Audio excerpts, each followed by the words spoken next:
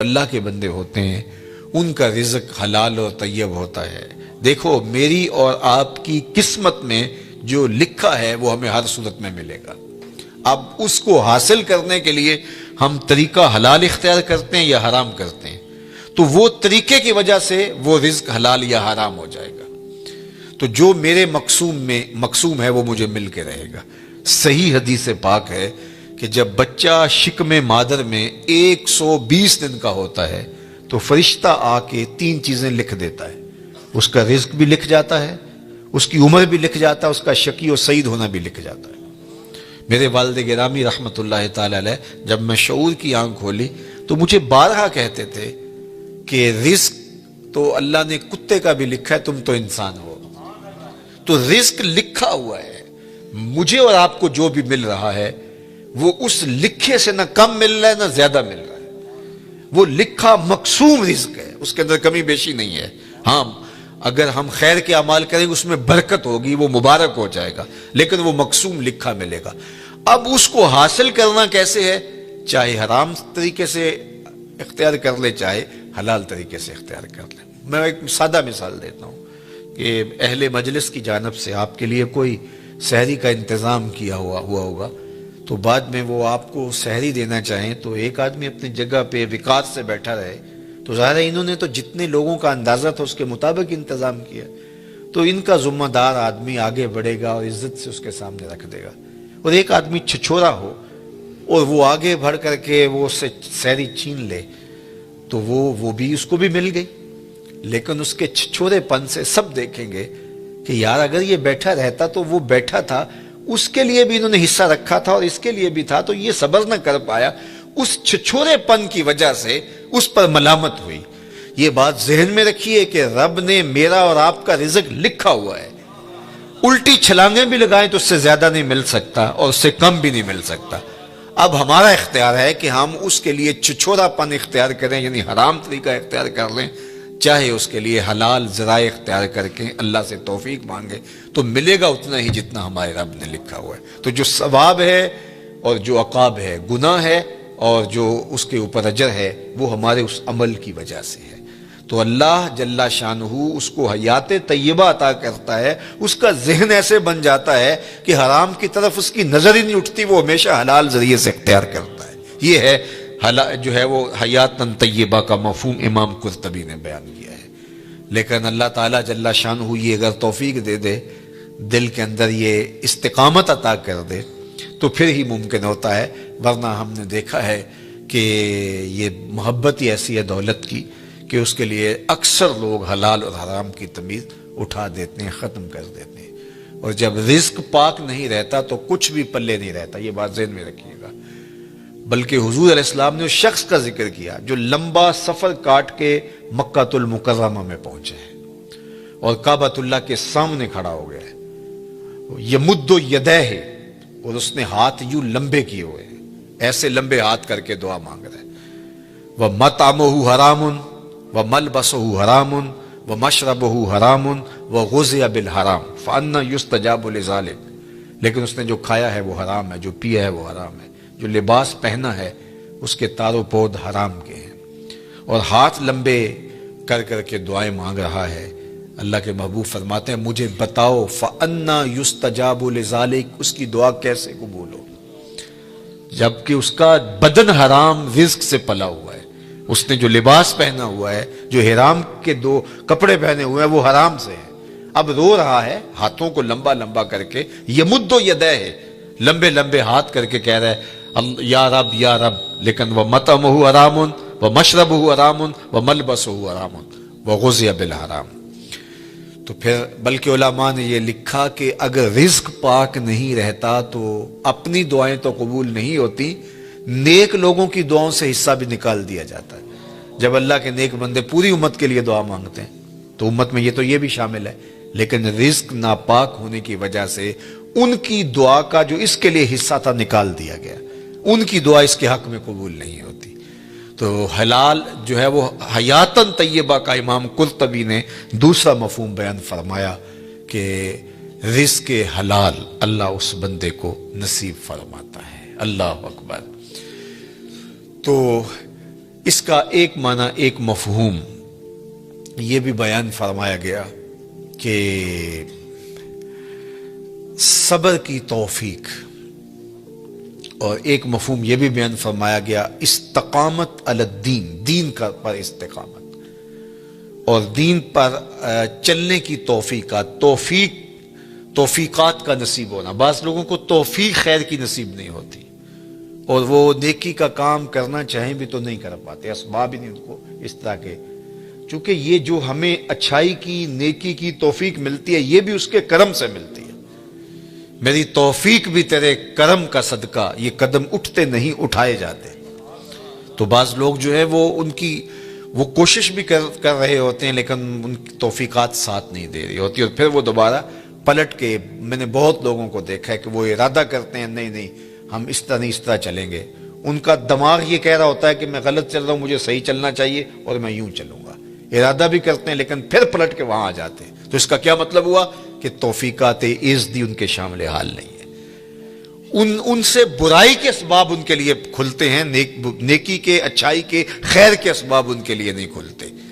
لیکن حیات طیبہ کا مفہوم یہ ہے جب کوئی بندہ اچھے اعمال کے ذریعے ایمان کی شرط کے ساتھ رب کو راضی کرنے میں لگ جائے تو اس کا پھر حیات طیبہ کا دنیا کے اوپر مفہوم یہ ہے کہ اللہ اس کے لیے نیکی کو مقسوم کر دیتا ہے، اس کے قدم ہی اچھائی کی طرف اٹھتے ہیں، برائی کی طرف وہ جاتا ہی نہیں ہے، اور یہ اس کے لیے خیر کا راستہ ہوتا ہے۔ میں اور آپ دیکھیں یہ حیات طیبہ جو اولیاء کی زندگیاں ہیں، یہ اللہ ہمیں بھی عطا کر سکتا ہے اگر ہماری طلب سچی ہو۔ جتنی محنت ہم دولت دنیا کے لیے کرتے ہیں اور جتنے گھنٹے اس کے لیے کام کرتے ہیں، جتنی دماغ سوزی ہم اس کے لیے کرتے ہیں، کیا ہم اس سے آدھی محنت بھی دین کے حصول کے لیے کی؟ اگر ہم نے اتنی محنت کی اور ہمیں نہیں ملا تو پھر ہمیں شکوہ ہونا چاہیے، ہم نے تو محنت ہی نہیں کی۔ ہم کہتے ہیں یہ دین ویسے ہی مفت میں ہمارے ہاتھ آ جائے، کوئی محنت، کوئی مشقت نہ اٹھانی پڑے، جبکہ حصول زر کے لیے، حصول عزت کے لیے، دنیاوی مناصب کے لیے ہم کتنے پاپڑ بیلتے ہیں اور کیا کچھ نہیں کرتے۔ تو میں اور آپ دیکھیں کہ ہم نے اپنے آپ کو اچھائی کی راہوں میں ڈالنے کے لیے کیا عملی جد و جہد اور کوشش کی۔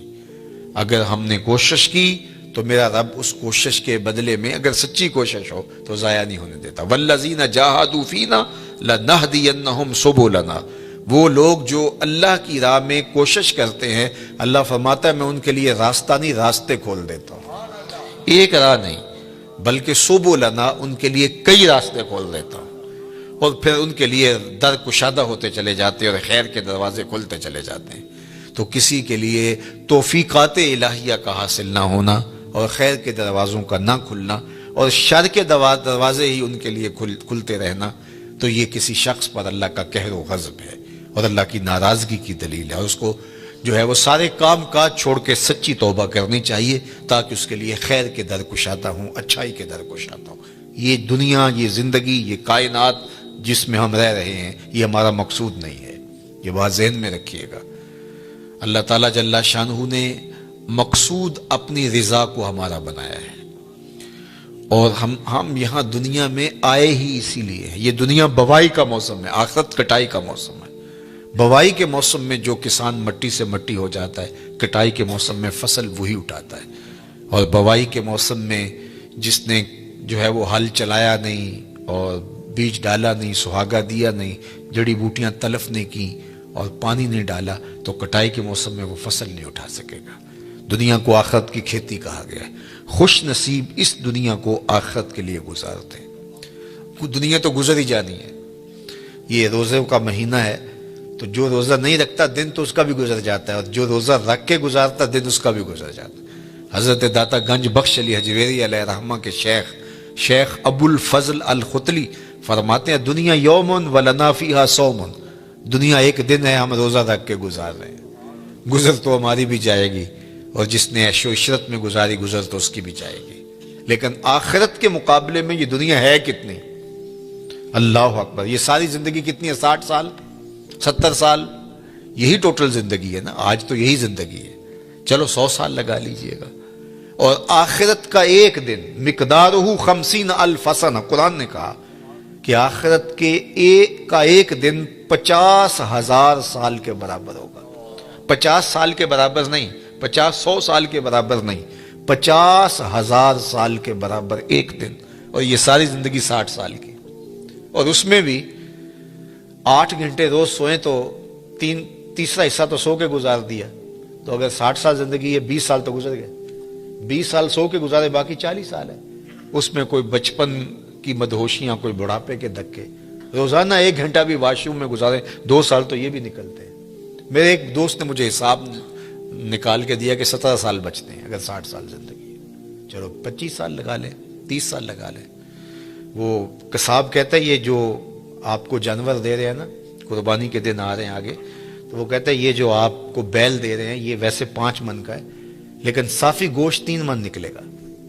2 من انتڑیوں میں چلا جائے گا، وہ سر اور پاؤں میں چلا جائے گا، باقی صافی گوشت جو ہے وہ 3 من ہے. زندگی یوں تو 60 سال کی ہے، لیکن صافی زندگی 30 سال کی، 25 سال کی، 20 سال کی، یہ ہے زندگی.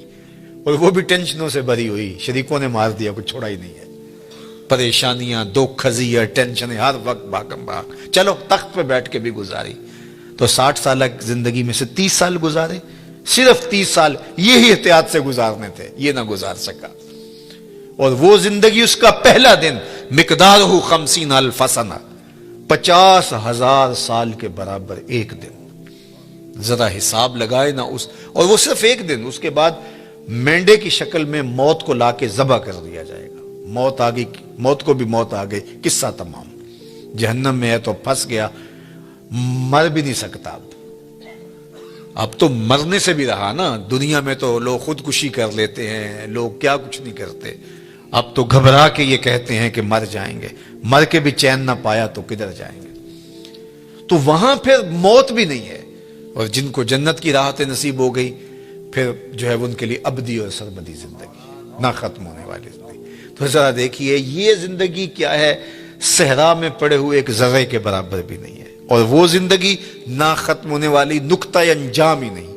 یہ زندگی اچھی گزرنی چاہیے. میں نہیں کہتا کہ یہ زندگی اچھی نہ گزرے، لیکن فرض کرو اگر اچھی نہ بھی گزری تو گزر ہی جائے گی نا. میر تقی میر نے کہا تھا، وہ ریشموں کم خواب میں سرمست ہیں تو کیا ہوا، رات اس کی بھی کٹ گئی جو کہ اور تھا.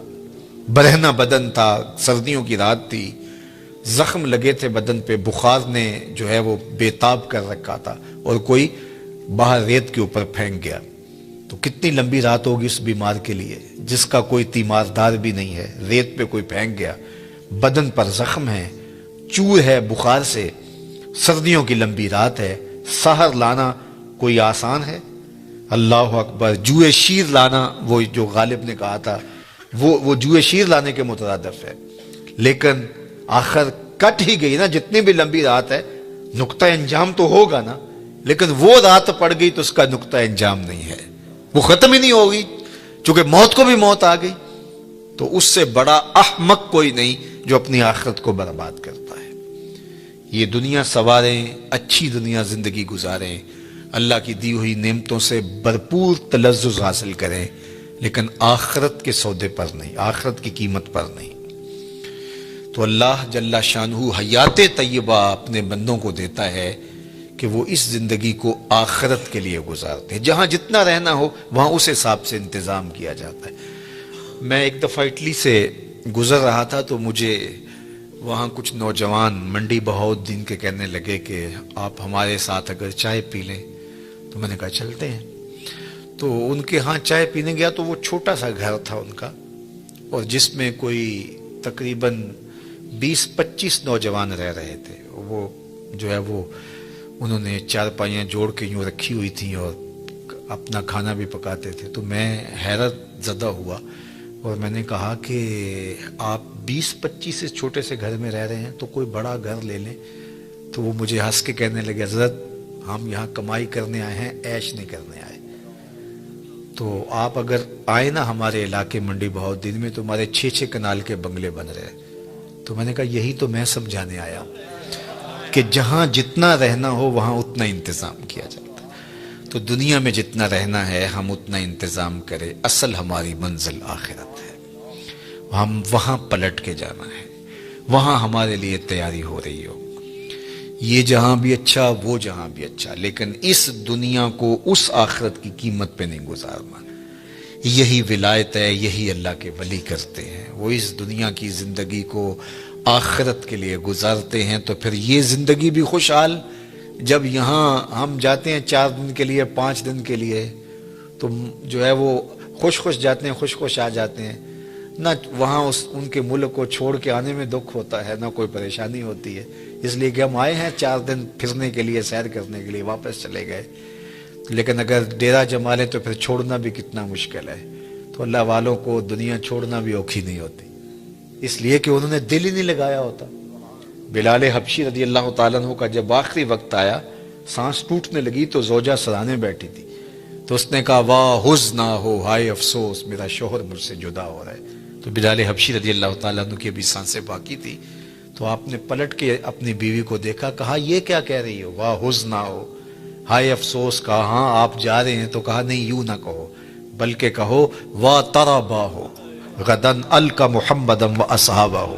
کہا مبارک ہو، میں تو اپنے آقا سے ملنے جا رہا ہوں۔ پھر موت جو ہے وہ تحفۃ المومن بن جاتی ہے۔ حضرت ابراہیم علیہ السلام کے پاس جب جبریل امین اسرائیل علیہ السلام آئے نا روح قبض کرنے کے لیے، تو کہا کدھر آئے ہو؟ کہا قبض روح کے لیے آیا ہوں۔ کہا واہ کمال ہے، میرا رب مجھے اپنا خلیل بھی کہتا ہے۔ خلیل عربی میں کہتے ہیں گوڑے دوست کو، وہ کہ جگری یار جس طرح ہوتا، تو وہاں تو یہ لفظ نہیں بولے جائیں گے، خلیل کہتے ہیں گہرے یار کو، گوڑے یار کو۔ تو اللہ نے حضرت ابراہیم کو اپنا خلیل بنایا۔ حضور فرماتے ہیں اگر اللہ کے علاوہ میں کسی کو خلیل بناتا تو ابو بکر کو بناتا، میرا خلیل صرف اللہ ہے۔ تو اللہ نے اپنا خلیل بنایا حضرت ابراہیم علیہ السلام کو۔ تو جب سندیسہ موت کا بھیجا اسرائیل کے ہاتھوں، تو کہا کہ وہ مجھے اپنا خلیل بھی کہتا ہے، اور ساتھ آپ کو بھی بھیج دیا۔ بھلا کوئی یار بھی یار کی موت چاہتا ہے؟ کیسا بھی کبھی ہوا ہے کوئی یار یار کی موت چاہے؟ تو کہا میں تو حکم کا پابند ہوں، حکم لے کے آ گیا اللہ کا، تو میں پھر چلا جاتا ہوں، جا کے پوچھتا ہوں کہ تیرا بندہ یہ کہہ رہا ہے۔ تو بارگاہ عزدی میں حاضر ہوئے کہ مالک تیرے خلیل نے یہ کہا ہے، کوئی یار بھی یار کی موت چاہتا ہے؟ کہا پھر جا اور میرے خلیل کو میرا سلام دے، اور کہہ کہ کبھی ایسا بھی ہوا ہے یار بلائے کوئی ملنے بھی نہ آئے؟ تو کہا کہ پھر دیر نہ کر، روح قبض کر لے۔ پھر روح بے تاب ہو گئی، جلدی کر۔ تو پھر دنیا پہ رہنا بھی کمال ہے، دنیا سے جانا بھی کمال ہے۔ فَلَنُحْيِيَنَّهُ حَيَاتًا طَيِّبَةً، پھر ستھری زندگی، ورنہ اس زندگی کے ہاتھوں لوگ تنگ ہوتے ہیں۔ وہ ساغر صدیقی نے کہا تھا کہ زندگی کاٹی ہے جبر مسلسل کی طرح، جانے کس جرم کی پائی ہے سزا یاد نہیں۔ تو پھر کہیں گے زندگی تو جبر مسلسل ہے، زندگی ہے یا کوئی طوفان ہے، ہم تو اس جینے کے ہاتھوں مر چلے۔ پھر زندگی طوفان بن جائے گی، زندگی عذاب بن جائے گی، لیکن اس کے ہو جاؤ زندگی بھی اچھی، آخرت بھی اچھی، یہ جہاں بھی اچھا وہ جہاں بھی اچھا۔ ربنا آتنا فی الدنیا حسنۃ وفی الآخرۃ حسنۃ۔ تو اللہ کا ولی اس جہاں میں بھی خوش ہوتا ہے، اس جہاں میں بھی خوش ہوتا ہے، حیات طیبہ اس کو عطا کر دی جاتی ہے۔ اللہ صاحب مزار کے درجات کو بلند فرمائے۔ شاد فرمایا من عمل صالحا من ذکر او انثی وہو مؤمن فلنحیینہ حیاتا طیبہ، جو کوئی اچھے عمل کرے، چاہے مرد ہو چاہے وہ عورت ہو، شرط ہے کہ وہ ہو مومن۔ فلنحیینہ حیاتا طیبہ، ہم اسے ستھری اور پاکیزہ زندگی عطا کر دیتے ہیں۔ حیات طیبہ، پاکیزہ زندگی ان افراد کا، ان لوگوں کا مقسوم ہے جو اپنی زندگی اللہ اور اس کے رسول کے لیے وقف کر دیتے ہیں۔ نحیینہ کے اندر بھی مادہ حیات موجود تھا، لیکن حیاتاً طیبہ الگ تاکید لفظی کے ساتھ اس مضمون کو مؤکد کیا گیا ہے کہ کوئی ابہام میں نہ رہے کہ جو میرے ہو جائیں پھر میں ان کو مرنے نہیں دیتا، ان کو ابدی اور سرمدی فیضان نصیب کیا جاتا ہے، اور زمانے مٹ جاتے ہیں، زمانے پہ آنے والے لوگوں کے نشان باقی نہیں رہتے، لیکن ان کے نشانات میں مسخ نہیں ہونے دیتا۔ مٹ گیا مشتاق دل سے رنگ یاد رفتگاں، پھول مہنگے ہو گئے قبریں پرانی ہو گئی۔ کتنے لوگ آئے اور چلے گئے، زمانہ آج ان کا نام بھی نہیں جانتا، لیکن جنہوں نے اپنے دل کو اپنے مالک کے لیے وقف کر دیا، میرے رب کا وعدہ ہے ان کے نشان نہیں مٹنے دوں۔ آپ لاہور جاتے ہیں تو راوی کے اس پار جہانگیر کا مقبرہ ہے، بر ہند کا مطلق العنان حکمران، جس کے نقارے بجتے تھے اور پورا ہندوستان اس کے زیر نگیں تھا۔ موجودہ پاکستان، مشرقی پاکستان اور پورا انڈیا، برما، یہ سارے علاقے زیر نگیں تھے، نقارے بجتے تھے۔ لیکن آج اگر آپ وہاں جائیں تو قبر پہ حسرتیں برستی دکھائی دیں گے۔ دن کو جائیں یا رات کو، وہاں آپ کو روشنیوں کا اہتمام دکھائی نہیں دے گا۔ اب پارک بن گیا ہے، اس کے دم سے کچھ لوگوں کا آنا جانا زیادہ ہو گیا، لیکن خالص مزار کے احاطے میں آپ کو قرآن پڑھنے والے لوگ موجود نہیں ملیں گے، تاش کھیلنے والی ٹولیاں بیٹھی نظر آئیں گی۔ وہاں جانوروں کی بینٹیں تو دکھائی دیں گی، تمہیں تازہ گلاب نظر نہیں آئیں گے، بلکہ بالکل اس کے ساتھ اس کی محبوب بیوی ملکہ نور جہاں کا مقبرہ ہے۔ یہ وہ خاتون تھی، جب بادشاہ تخت پہ بیٹھتا تو یہ بادشاہ کے پیچھے بیٹھتی، درمیان میں پردہ لٹک رہا ہوتا۔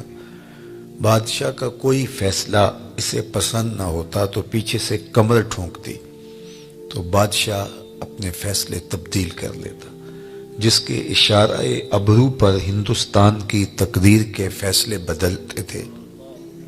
آج اس خاتون کا مقبرہ بھی اس کے ساتھ اندھیرے میں پڑا دکھائی دیتا ہے۔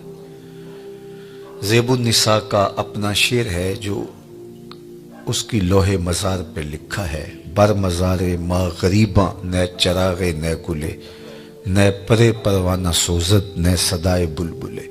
ہم غریبوں کی قبر پہ نہ کوئی چراغ جلانے آئے گا، نہ کوئی پھول ڈالنے آئے گا، نہ کسی بلبل نے گیت گانے ہیں اور نہ کسی پروانے نے پر جلانے۔ وہ جو مطلق العنان تھے، جن کا طوطی بولتا تھا، جن کے نقارے بجتے تھے، چلتے تھے تو ہٹو بچوں کی صدائیں ہوتی تھی، آج غریب بنے ہوئے۔ بر مزار ما غریباں نہ چراغ نہ گلے۔ میں راوی کے اس پار کی کہانی آپ کو سنا رہا ہوں، اب راوی کا پل پار کر جائیں۔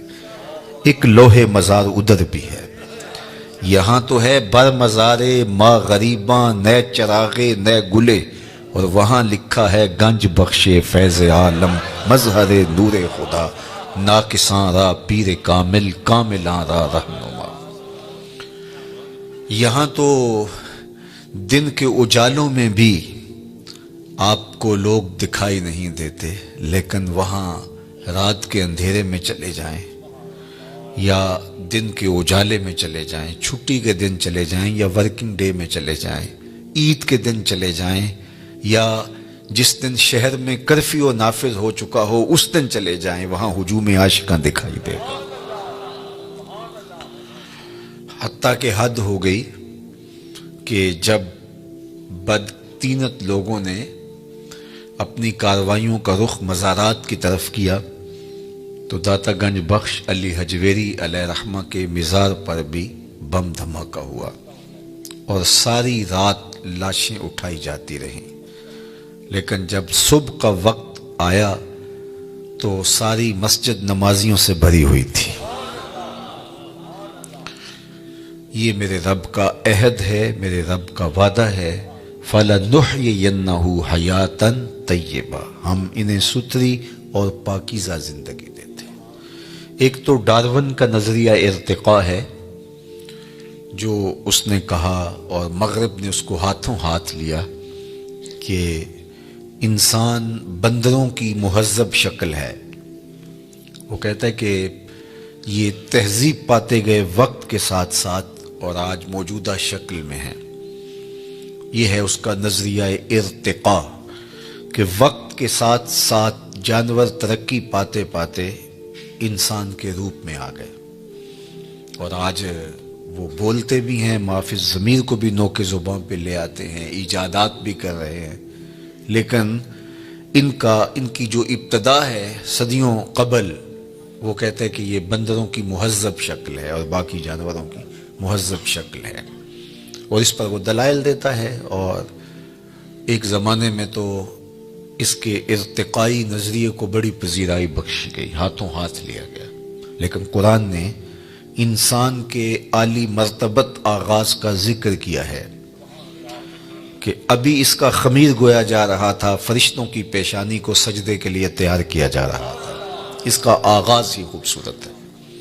ہم نے اس کو اپنی نیابت کا تاج دیا ہے، وَلَقَدْ كَرَّمْنَا بَنِي آدَمَ لَقَدْ خَلَقْنَا الْإِنسَانَ فِي أَحْسَنِ تَقْوِيمٍ، اس کو احسن تقویم میں پیدا کیا ہے۔ خیر، ایک تو ڈارون کا نظریہ ہے ارتقاء کا، لیکن ایک اقبال نے بھی نظریہ ارتقاء پیش کیا، وہ ڈارون کے نظریے سے ہٹ کے ہے۔ والدہ مرحومہ جب انتقال کر گئی علامہ اقبال علیہ رحمہ کی، تو انہوں نے ایک طویل مرثیہ ان کی یاد میں لکھا جو آج بھی کلیات میں موجود ہے۔ اس کا عنوان ہے والدہ مرحومہ کی یاد میں۔ اس وقت وہ بیرون ملک تھے اور والدہ کی وفات کی خبر سنی تو بہت دکھی ہوئے، تو یہ طویل نظم ہے جو اقبال نے رقم کی۔ اقبال کی جو طویل چند نظمیں، ان میں سے ایک والدہ مرحومہ کی یاد میں، اس میں انہوں نے ماں کا ذکر کیا اور پھر کتنے دل گرفتہ انداز میں کہا، آہ وطن میں ہوگا اب کس کو میرا انتظار، آہ وطن میں ہوگا اب کس کو میرا انتظار، کون میرا خط نہ آنے سے رہے گا بے قرار، آرزو لے کر تیری خاک مرقد پہ آؤں گا، اب دعائے نیم شب میں کس کو میں یاد آؤں گا، کون پچھلے پہر اٹھ کے دعا کرے گا۔ ہر ایک سے کہنا پڑتا نا میرے لیے دعا کریں، استاد سے بھی، مرشد سے بھی، دوست سے بھی، حاجی معتمر جا رہے ہیں تو ان سے بھی کہنا پڑتا ہے جناب جا رہے ہو وہاں دعاؤں میں یاد رکھنا، لیکن کبھی ماں کو بھی کہنا پڑا ہے کہ امی دعاؤں میں یاد رکھنا، اور ماں کے جب ہاتھ اٹھ جائیں تو اللہ خالی نہیں موڑتا، اور یہ لازمی نہیں ہے کہ ماں رابعہ بصریہ ہو تو پھر ہی دعا قبول ہوتی ہے، اپلے تھاپتی ہوئی ماں گوبر سے بھرے ہوئے ہاتھ بھی اٹھا دے اللہ انہیں بھی خالی نہیں موڑتا۔ ماں جب بولتی ہے تو اس کے لہجے میں جبریل بولتا ہے، ماں جب مسکراتی ہے تو لگتا ہے جنت کی ساری کلیاں کھل اٹھی ہیں، اللہ نے اس کے لہجے میں وہ درد، وہ درک، وہ محبت، وہ پیار رکھ دیا ہے۔ اللہ اکبر، عالی نصب ہوٹلوں میں کھانا کھانے میں وہ سرور کہاں جو چولہے پر بیٹھ کے ماں کے ہاتھوں سے پکی ہوئی چپاتیاں کھانے میں ملتا ہے۔ عالی جناب، حضرت صاحب، کیا کیا القاب دیے جاتے ہیں، لیکن ان لفظوں میں وہ لطف کہاں جو ماں کی زبان سے اوئے ببلو اور اوئے مٹھو میں رکھا ہوا ہے۔ اللہ اکبر، اونچی مسندوں پر بیٹھنے ہوئے وہ مزہ کیا جو ماں کے قدموں میں بیٹھنے میں نصیب ہوتا ہے۔ تو اقبال نے وہ طویل نظم لکھی اور اس نظم کے اندر ہی اقبال نے نظریہ ارتقاء کو بیان کیا۔ یہ مضمون لمبا ہو جائے گا اگر میں اس کو تفصیل سے عرض کروں، تو اس میں اقبال نے جو ایک تو ڈارون کا نظریہ ہے ارتقاء کا کہ یہ مہذب شکل ہے بندروں کی اور دیگر جانوروں کی، لیکن اقبال نے جو نظریہ ارتقاء پیش کیا ہے وہ یہ ہے کہ ہر شے کی فطرت میں نمو کا جذبہ ہے، بڑھنے کا، آگے بڑھنے کا جذبہ ہے، اور وہ جذبہ ہی اس کی زندگی میں تحرک پیدا کیے رکھتا ہے۔ آگے بڑھنے کا جذبہ نہ ہو تو زندگی میں جمود طاری ہو جائے۔ کاروبار والے بھی آگے بڑھنا چاہتے ہیں، دین والے بھی آگے بڑھنا چاہتے ہیں، تو یہ انسانی زندگی کے اندر ایک جذبہ ہے نشو و نما کا، اور یہ ہر شے کے اندر اقبال کہتے ہیں۔ اور اس کی مثال وہ دیتے ہیں کہ ایک بیج کو آپ زمین کو پھاڑ کر اس کے اندر ڈالتے ہیں تو بیج اس حالت میں مطمئن نہیں رہتا، جب اس کو نمی اور حرارت ملتی ہے تو وہ زمین کا کلیجہ چیر کر کے ایک کونپل کی شکل میں باہر آتا ہے، تو وہ پہلی صورت سے بہتر صورت ہے اس کی۔ یہ نشو و نما کا جذبہ تھا جس نے اس کو زمین سے باہر آنے کے لیے مجبور کیا۔ پھر اس کے بعد اس پہ بھی مطمئن نہیں ہوتا، کونپل سے شاخ بنتی ہے، شاخ سے تنا بنتا ہے، پھر پتے نکلتے ہیں، اس پہ بھی اطمینان نہیں، پتوں پر پھر کلیاں آتی ہیں، اس پہ بھی اطمینان نہیں، کلیوں سے پھول بنتے ہیں، اس پہ بھی اطمینان نہیں، نشو و نما کا جذبہ آگے بڑھنے کا، پھولوں سے پھر پھل بنتے ہیں۔ یہ اس درخت کا نقطۂ کمال ہے۔ اب جب اس نشو و نما کا جذبہ اس کی فطرت میں موجود ہے اور آگے وہ بڑھ نہیں سکتا، پھل سے آگے کدھر جائے، تو وہ پھل پک کے دوبارہ پھر بیج بنتا ہے اور پھر دوبارہ تہے مزار آتا ہے، دوبارہ پھر جو ہے وہ زمین میں آتا ہے، اور زمین میں آ کے پہلے ایک تھا، اب وہ باغ کی شکل میں نمودار ہوتا ہے۔ تو یہ فطرت ہے ہر شے میں۔ اقبال نے مثال جو ہے وہ درخت سے دی، فطرت ہستی شہید آرزو رہتی نہ ہو۔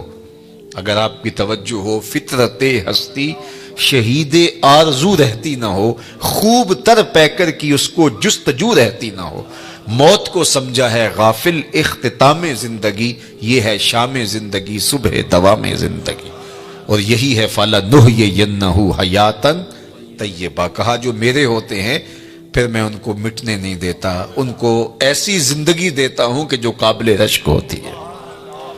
زمین پر چلنے والے بھی وہ اعزاز نہیں رکھتے جو قبروں کے اندر موجود رہنے والے اعزاز پاتے ہیں۔ اللہ اکبر۔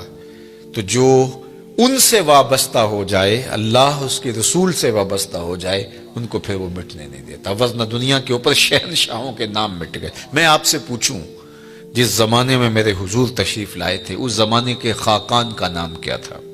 تو شاید آپ معذرت کر لیں کہ ہمارا تاریخ کا مطالعہ تو ضرور ہے، لیکن اتنی گہرائی کہ ہم نام تک یاد رکھیں یہ نہیں ہم بتا سکتے۔ چلو میں پوچھتا ہوں، اس دور کے کیسر کا نام کیا تھا؟ اس دور کی سپر طاقت تھی رومن امپائر، اس دور کی سپر طاقت تھی اور اس کا حکمران۔ تو کہا کہ نہیں جناب، ہم اس دور کے کیسر کا نام نہیں جانتے، اس دور کے خاقان کا نام نہیں جانتے۔ چلو میں نے پوچھ لیا، اچھا اس دور کے کسرا کا نام کیا تھا؟ دوسری سپر طاقت کسرا ایران تھی، اس کے شہنشاہ کا نام کیا تھا؟ تو آپ نے اس پہ بھی معذرت خواہانہ رویہ اختیار کیا اور آپ کے چہرے بتا رہے ہیں کہ جناب ہم نہیں جانتے۔ جس دور میں میرے حضور آئے اس دور کی دو سپر طاقتوں کے حکمرانوں کے نام میں اور آپ نہیں جانتے۔ بہت کم لوگ ہیں۔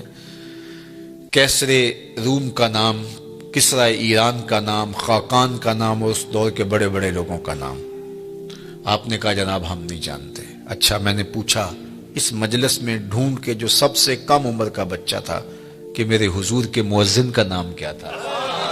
تو اس نے سر اٹھا کے کہا بلال حبشی۔ تو یار سلطنت روم کے شہنشاہ کا نام تو زمانے کو یاد نہیں ہے، کیسر روم کا نام اور کسرا ایران کا نام تو زمانے کو یاد نہیں ہے، لیکن میرے حضور کے مؤذن کا نام آج بھی زمانے کو یاد ہے۔ اللہ اکبر۔ میں ساری دنیا تو نہیں گھوما لیکن آدھی کے قریب تو دنیا میں نے دیکھی ہے۔ جس ملک میں بھی گیا ہوں بلال حبشی کے نام کی مسجد ضرور دیکھی ہے۔ اقبال یہ کس کے عشق کا فیض عام ہے، اقبال کا لہجہ دیکھیے، اقبال یہ کس کے عشق کا فیض عام ہے، رومی فنا ہوا حبشی کو دوام ہے۔ کہ رومی شہنشاہ کا تو نام بھی زمانہ نہیں جانتا، لیکن بلال حبشی کا نام آج بھی دلوں کی تختیوں کے اوپر لکھا ہوا ہے۔ اللہ اکبر۔ ہمارے بزرگ فرماتے تھے کہ رنگ کالا تھا لیکن تھا کرموں والا، ہونٹ موٹے تھے، اللہ اکبر، ناک چپٹی تھی، لیکن نسبت رسول کی وجہ سے عزت کا وہ مقام ملا کہ آج بھی دل میں بلال حبشی کا نام آتے عشق جاگ اٹھتا ہے۔ وہ محبت، وہ پیار، وہ الفت اللہ جل شانہ نے حضور کے ساتھ ان کو جو نصیب کی تھی، اور اس کا صلہ کہ آج بھی ان کا نام ذکر ہے۔ تو کہا جو میرے ہو جائیں پھر میں ان کو مرنے نہیں دیتا، ورنہ دنیا کے اوپر تو سارے مرنے کے لیے آئے ہیں۔ شہنشاہ، کج کلا، بادشاہ، شاعر، ادیب، فلسفی، دانشور، کہاں آج زمانہ انہیں جانتا تک نہیں ہے، لیکن وہ لوگ جنہوں نے اپنی زندگیاں اللہ اور اس کے رسول کے نام وقف کی۔ دولت انسان کو لافانی نہیں کرتی، اقتدار سے انسان کا نام باقی نہیں رہتا۔ بڑے اقتدار والے آئے اور زمانہ ان کو بھول گیا۔ ایک خاتون جو ہے وہ ڈھونڈ رہی تھی یونان کے اندر قبر، کسی نے کہا بڑھیا کیا ڈھونڈ رہی ہو؟ کہا یہاں میرا بیٹا سکندر دفن ہے. کہا کس سکندر کی بات کر رہے؟ یہاں تو بڑے بڑے سکندر چلے گئے، شہنشاہ چلے گئے، کج کلا چلے گئے، مٹ گیا مشتاق دل سے رنگے یاد رفتگاں، پھول مہنگے ہو گئے، قبریں پرانی ہو گئی. اور میاں صاحب کہتے ہیں جنہ باجوں اسی پل نہیں سا جیندے، شکلاں یاد نہ رہیاں، سہ سہ جوڑ سنگت دے ڈٹھے، اوڑک وتھاں پئیاں، جنہ باجوں ایک پل نہیں سا جیندے، شکلاں یاد نہ رہیاں. ہم تو اپنے سکے عزیزوں کو بھول جاتے ہیں، لیکن یہ کون لوگ ہیں کہ جو فراموش نہیں ہوتے؟ اس لیے فراموش نہیں ہوتے کہ انہوں نے اس ذات کے ساتھ اپنے تعلق کو مضبوط کر لیا ہے کہ اس کے ساتھ جڑا ہوا تعلق کبھی فنا نہیں ہوتا. اچھا، میں ایک قبرستان میں گیا تو وہاں مختلف شہنشاہوں کی اور بادشاہوں کی قبریں تھی، اور لکھا تھا سابقہ حکمراں فلاں، سابقہ حکمراں فلاں. اور آپ بھی دیکھتے ہیں کہ سابقہ چیف جسٹس، سابقہ وزیر اعظم، سابقہ وزیر خارجہ. تو میں کہتا ہوں یہ سارے سابقہ ہو جاتے ہیں. اللہ کا ولی قبر میں جا کے بھی سابقہ ولی نہیں ہوتا. کسی قبر پہ آپ نے یہ نہیں دیکھا ہوگا کہ سابقہ ولی لکھا ہو. سابقہ وزیر اعظم ہوتا ہے، سابقہ جرنیل، سابقہ چیف آف آرمی اسٹاف، سب سابقہ ہے، ان کے ساتھ سابقہ لگ جاتا ہے. لیکن جو اللہ کا ہو جائے پھر اللہ اسے سابقہ نہیں ہونے دیتا. وہ قبر سے باہر بھی ولی ہوتا ہے، قبر کے اندر اتر کے بھی ولی ہوتا ہے. فَلَنُحْيِيَنَّهُ حَيَاتًا طَيِّبَةً، فطرت ہستی شہید آرزو رہتی نہ ہو، خوب تر پہ کر کی اس کو جستجو رہتی نہ ہو. موت کو سمجھا ہے غافل اختتام زندگی، یہ ہے شام زندگی صبح دوام زندگی. یہ ایسی زندگی نصیب ہو جاتی ہے کہ جو انہی کا مقصود ہوتا ہے. تو آئیے میں اور آپ اپنی زندگی کو اللہ اور اس کے رسول کے نام کر دیں، ورنہ وہ کیا کہتے ہیں کہ آج مرے کل دوسرا دن. تو زندگی تو ختم ہو جائے گی، ٹوٹ کے بکھر جانے والا خواب ہے. جو کہتے تھے کہ ہم دھرتی کی زینت ہیں، ناگزیر ہیں، کائنات کا چرخ ہمارے حکم سے گھومتا ہے، لیکن زمانے نے پھر ان کو فراموش کر دیا. ان کے ناموں کے ابجد بھی زمانے کو معلوم نہیں ہے. لیکن جنہوں نے خاک بنا لیا در رسول کی اپنے آپ کو، صدیاں گزرنے کے باوجود بھی وہ سرخرو اور کامیاب ٹھہرے. اللہ اکبر. وہ سر بلند ہوئے جو تیرے نام پہ مٹے، اور وہی سرخرو ہوئے، وہی کامیاب ٹھہرے جو ان کے نام پر مٹ گئے. ورنہ دنیا کے اوپر آنے والے سب لوگ ختم ہو گئے، اور سب لوگ جو ہے وہ مٹ گئے، ان کا وجود اور تشخص بھی باقی نہ رہا. تو میں اور آپ اہل اللہ کی قبروں پر جانے سے ہمیں یہ ترغیب ملتی ہے کہ ہم اپنی زندگیوں کو اللہ اور اس کے رسول کے نام کر دیں. شکستہ قبریں بھی، ٹوٹی ہوئی قبریں بھی ہمیں عبرت دیتی ہیں. آقا کریم نے ایک زمانے میں منع کیا تھا قبروں پر جانے سے، اور پھر ایک وقت گزرنے کے بعد دوبارہ حکم دے دیا، كُنْتُ نُهَيْتُكُمْ عَنْ زِيَارَةِ الْقُبُورِ فَزُورُوهَا. میں تمہیں قبروں پر جانے سے روکا کرتا تھا، لیکن اب میں تمہیں حکم دیتا ہوں کہ قبروں پر جایا کرو. اور اس کی وجہ بیان فرمائی، اس لیے لِأَنَّهَا تُذَكِّرُ الْآخِرَةَ، قبریں تمہیں آخرت کی یاد دلاتی. تو جو شکستہ ٹوٹی ہوئی قبریں ہوں گی وہ بھی یاد دلائیں گی یہ کتنے ناگزیر ہوتے تھے. آج ان کے کفن بھی تار تار ہو گئے. اللہ اکبر. حضرت غوث اعظم الشیخ عبد القادر الجیلانی علیہ رحمہ و رضوان فرماتے ہیں، جاؤ قبرستانوں میں جا کر کے دیکھو کیسے کیسے حسینوں کی مٹی خراب ہو رہی ہے. جو بدن پہ چٹکی مٹی بھی نہیں پڑنے دیتے تھے، آج کفن بھی تار تار ہو گئے. اور مرصع قبریں، جہاں جن قبروں کے اوپر جو ہے وہ ہجوم عاشقاں ہے اور لوگ پھول لیے کھڑے ہیں، عقیدتوں کے چراغ لیے کھڑے ہیں، وہ قبریں بھی ہمیں بتاتی ہیں کہ میاں اگر ان کے ہو جاؤ گے تو پھر تمہارا رب تمہیں مرنے نہیں دے گا. فَلَنُحْيِيَنَّهُ حَيَاتًا طَيِّبَةً. نُحْيِيَنَّ کے اندر جو ہے وہ تاکید ہے. نُحْيِيَنَّ اس کو نون ثقیلہ تاکید کا کہتے ہیں، لیکن آگے موقد بھی کیا گیا حیاتاً طیبہ سے. اللہ اکبر. اچھا، امام قرطبی علیہ رحمہ نے اس کے تحت بڑی نفیس گفتگو کی ہے. وقت کی نزاکت ہے کہ میں تفصیل سے عرض نہیں کر پاتا، لیکن انہوں نے کہا کہ جب وہ دنیا میں رہتے ہیں تو ان کی زندگی حیات طیبہ ہوتی ہیں، دنیا کے اندر بھی حیات طیبہ جی رہے ہوتے ہیں، لوگ ٹینشنوں سے مر رہے ہوتے ہیں اور وہ عیش کی زندگی گزار رہے ہوتے ہیں. اللہ اکبر. اس لیے کہ دنیا کے کم یا زیادہ ہونے کی فکر ان کو پریشان نہیں کرتی. وہ جس حالت میں بھی ہیں اللہ کے شاکر ہیں، اللہ کے شکر گزار ہیں. تو فرمایا کہ حیاتاً طیبہ کا جو مفہوم بیان کیا تو کہا کہ اس کا ایک مفہوم یہ ہے کہ اللہ انہیں استغنا کا نور عطا کر دیتا ہے. استغنا کیا ہے؟ کہ جو اللہ کی طرف سے نصیب ہوا اس پہ واہ واہ راضی ہو گئے، جس حالت میں بھی رکھے اس پہ راضی. مل گیا تو پھر بھی ٹھیک، نہیں ملا تو پھر بھی ٹھیک، کہ یہ دونوں حالتیں اس کی طرف سے ہیں تو بس مجھے مل گیا تو تا بھی ٹھیک، نہیں ملا تو. اور اس کے برعکس لالچ، تو لالچ جو ہے وہ زندگی میں کبھی بھی بندے کو چین اور سکون نہیں لینے دیتا. حل من مزید، آگے بڑھنے کی اور زیادہ دولت کی خواہش اس کو بے سکون رکھتی ہے. کوزائے چشم حریصاں پر نشد، تا صدف کانے نشد پر در نشد. رومی علیہ رحمہ فرماتے ہیں حریص کی آنکھ کا پیالہ نہیں بھرتا. اور اس کی وجہ کیا؟ فرماتے ہیں کہ جو آنکھ ہے اس کو صبر کا پانی بھرتا ہے. پیٹ بھر جاتا ہے، آنکھ نہیں بھرتی. تو اس کو صرف صبر کا پانی بھرتا ہے، یہ قبر کی مٹی بھر سکتی ہے. ورنہ جو ہے وہ آرزویں انسان کو دیوانہ رکھتی ہیں، اور دولت ہونے کے باوجود بھی قرار قلب نصیب نہیں ہوتا. اور دوسری جانب جس کو استغنا کی دولت نصیب ہو گئی تو پھر وہ جس حالت میں بھی ہے اس کو قرار قلب نصیب ہے. تو طمانیت قلب یہ دولت ہے. تو یہ اللہ اس بندے کو دیتا ہے جو ایمان کی شرط پر صالح اعمال بجا لاتا ہے. پھر اس کے پاس تھوڑا ہے تو پھر بھی خیر ہے، زیادہ ہے تو پھر بھی خیر ہے. اگر زیادہ ہے تو اللہ کی مخلوق کے لیے نفع کا ذریعہ ہے، اگر تھوڑا ہے تو پھر بھی وہ اس پر صبر اور شکر کرتا ہے. اللہ اکبر. تو ایک معنی اس کا استغنا بیان فرمایا. دوسرا معنی الرزق الحلال، امام قرطبی نے بیان